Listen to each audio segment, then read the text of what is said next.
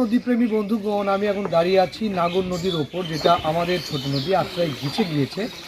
আর এটা হচ্ছে পাশটায়, এটা মাদারতলা ব্রিজ এবং নন্দীগ্রাম বগুড়া জেলার নন্দীগ্রাম উপজেলা, আর অপর পাশে নওগাঁর রানীনগর উপজেলা। মাঝখানে এই নদীটা বয়ে গেছে দুই উপজেলাকে এবং দুটি জেলাকে কানেক্ট করেছে, একটা নওগাঁ, একটা বগুড়া এবং রানীনগর এবং নন্দীগ্রাম। আমার নিজ উপজেলা নন্দীগ্রামের পাশে এমন চমৎকার মনোরম পরিবেশে এক দল তরুণ এখানে খেলা করছে। গাছ থেকে এই তীব্র দাবদাহের মধ্যে ঝাঁপিয়ে পড়ছে নদীবক্ষে।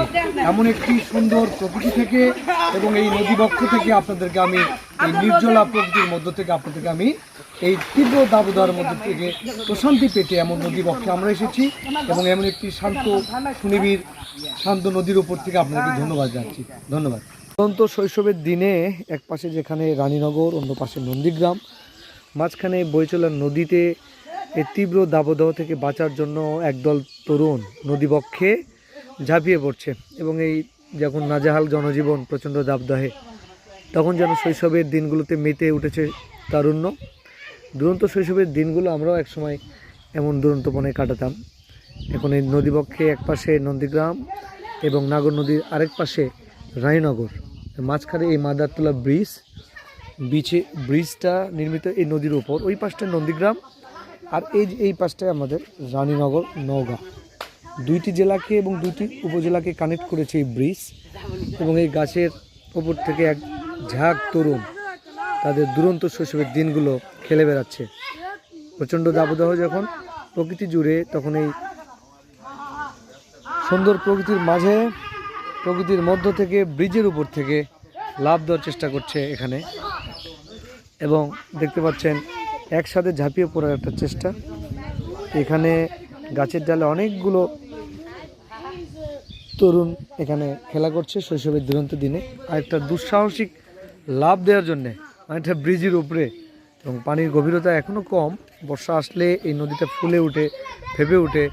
আবদুল্লাহ নামের এই ছেলেটি লাফ দেওয়ার জন্য এখন নদীবক্ষের চেষ্টা করছে, যদিও পানি গভীরতা এখন অনেকটাই কম বেশি। তারপর আবদুল্লাহ আর নদী থেকে এই প্রচণ্ড দাবদাহে বাস না, ইউটিউবে তুমি বলতে পারো, লাফ দাও।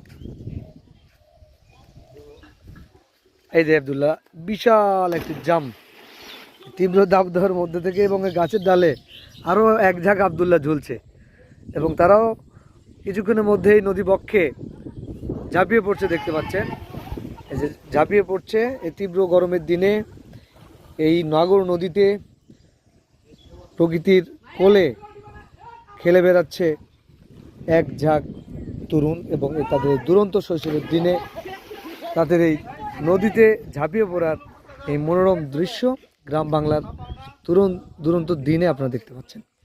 এমন নদীর বক্ষ হতে নন্দীগ্রাম এবং রায়নগরের সংযোগস্থল মাদারতলা ব্রিজের ওপর থেকে আপনাদেরকে আমি ধন্যবাদ জানাচ্ছি। নদীবক্ষে লাভ দেওয়ার যে দুরন্ত